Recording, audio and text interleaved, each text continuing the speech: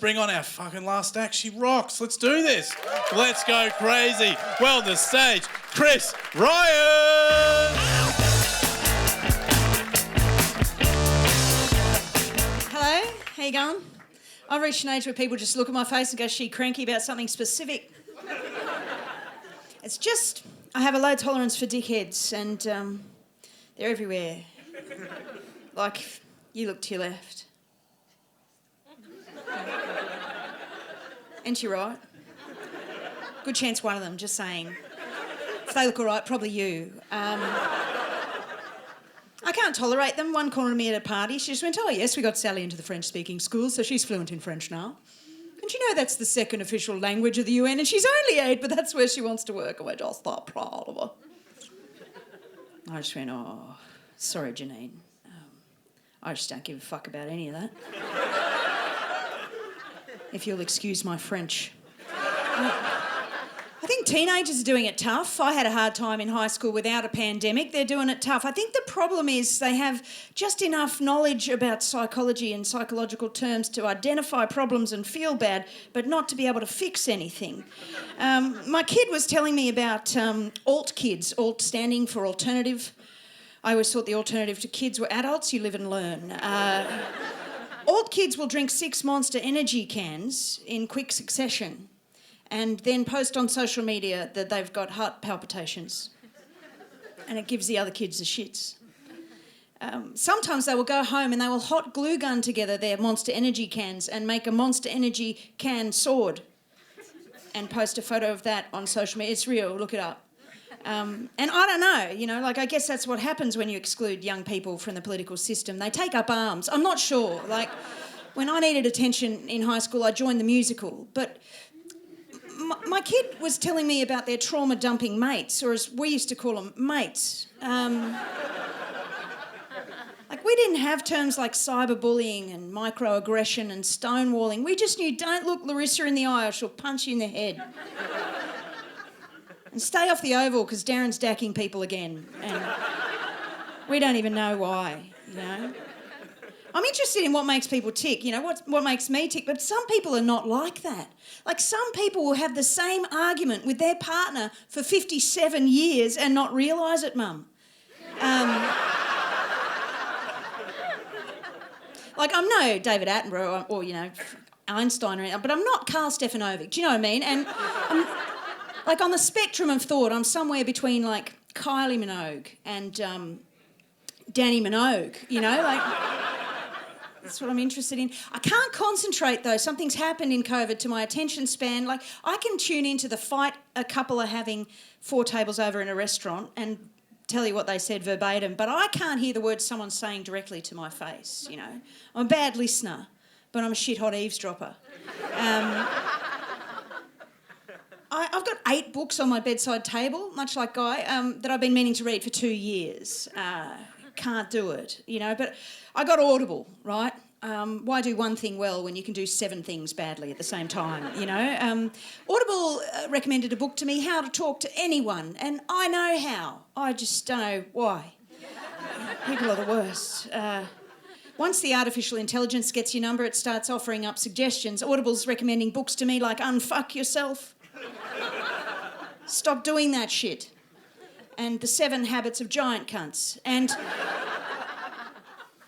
I'm listening to Unfuck Yourself. I think it's figured that, you know, oh, she's got problems, she needs help, but she doesn't respect authority. So let's find someone with a PhD and a swear word in the title, see if that works. It's working. So I'm listening to Unfuck Yourself, and I get interrupted with an ad for a book called Stolen Focus.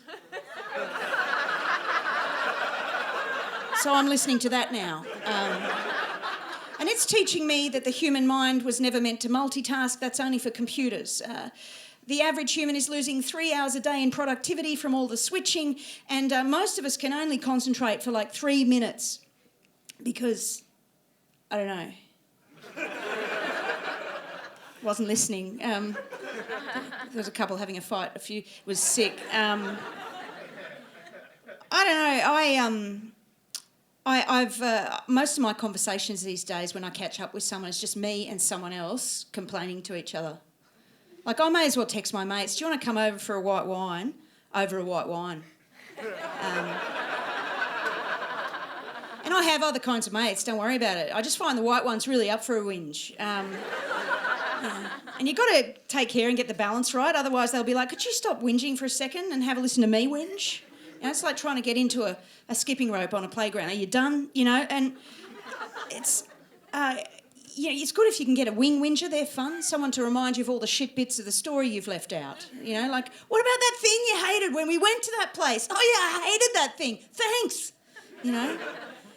I mean, bumping into people got intense the last couple of years. Not just because you could catch something, but because it feels like we've all spent the last 2 years on a desert island talking to a soccer ball, you know? We've forgotten the rules. It's like, if your answer to how you're going is one syllable longer than good thanks, you're doing it wrong, you know?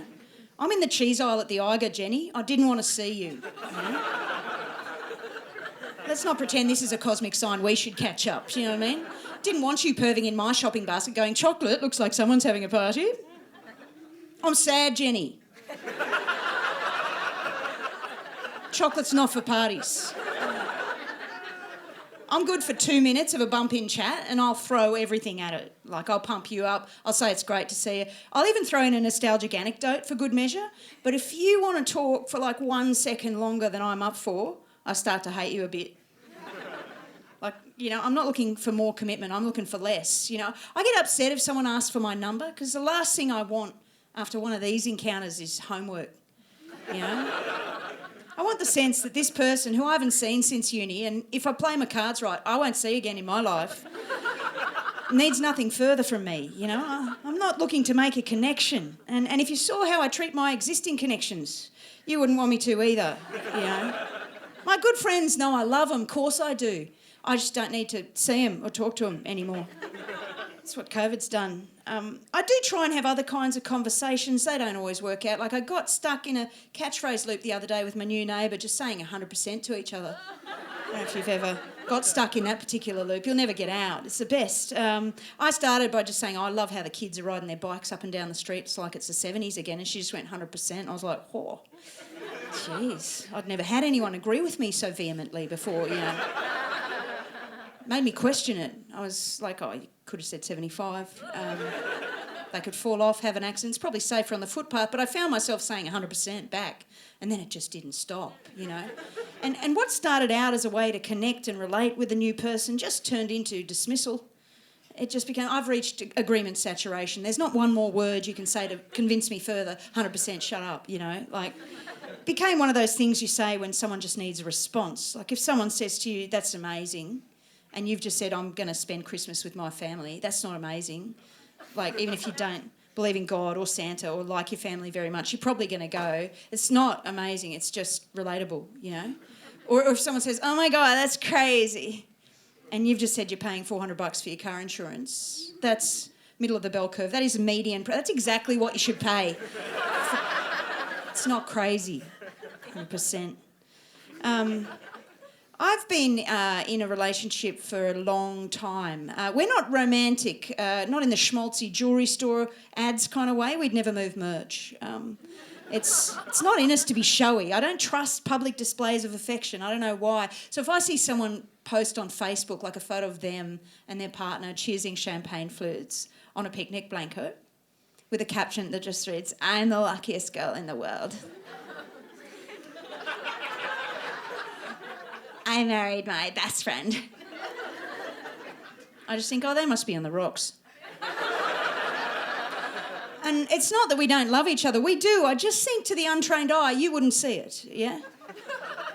I think it would take someone like David Attenborough just to follow us around for a few decades and put it together in a 6-part series.